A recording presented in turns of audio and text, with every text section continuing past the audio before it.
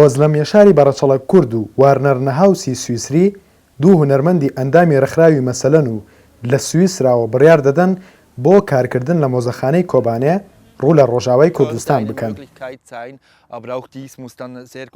ئەم دوو هونەرمەندە لە مانگی ئەیلولی ئەم ساڵ دەگەنە شاری هەولێر بۆ ئەوەی بچنە ڕۆژاوای کوردستان.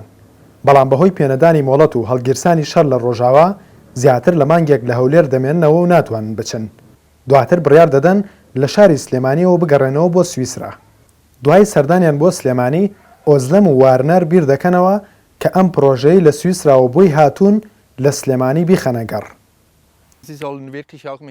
پێم وایە بڕیاری سەربەخۆ لە پرۆژەیەکدا دروست نییە. دەبوو بڕیارێکی هاوبەش لەگەڵ ئەو کەسانەدا بدەین کە لێرە هەماهەنگیمان لەگەڵیان دروست کرد.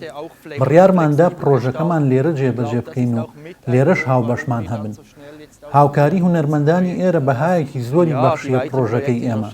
ئامانجەکەشمان هەر ئەوە بوو کە بەرهەمی هاوبەش ببەخشینە مۆزەخانەی کۆبانێ.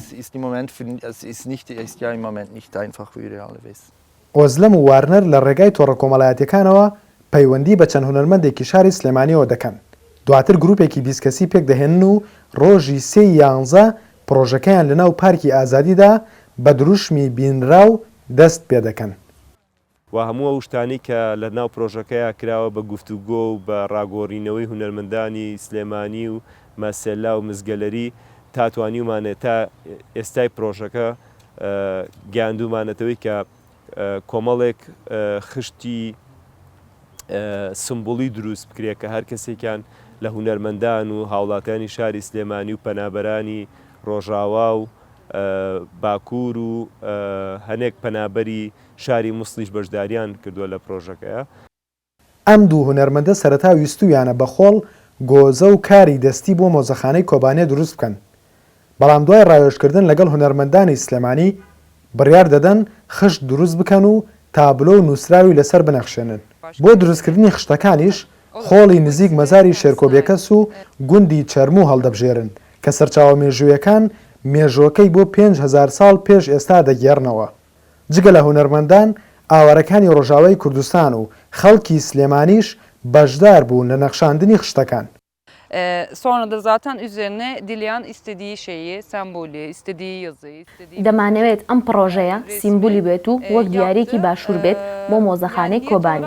ئەم خۆڵش مێژوویەکی دێرین و کوردەواری هەیە. بۆیە بەرهەمەکانمان بەم خۆڵە دروست کرد.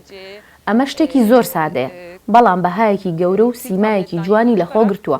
هەموو کەسێک پەیامی خۆی تێدا نەخشان. پرۆژەکە لە ئێستا دەگەشتوتە قۆناغی کۆتایی و بڕیارە ڕۆژی 21 ئەم مانگە لە مەڵبەندی کوردۆلۆجی لە شاری سلێمانی لە پێشانگایەکدا نمایشی بکەن. بڕیاریشیان داوە لە 16 ئاداری 2020دا کە ساڵیادی کیمابارانکردنی هەڵەبجەیە پرۆژەکە لە شاری هەڵەبجەش نمایش بکەن. هەروەها پلانیشیان هەیە کە ئەم پرۆژەیە ببەنە هەر 4 پارچەی کوردستان و لە کۆتاییشدا خشتەکان ببەخشنە مۆزەخانەی کۆبانێ.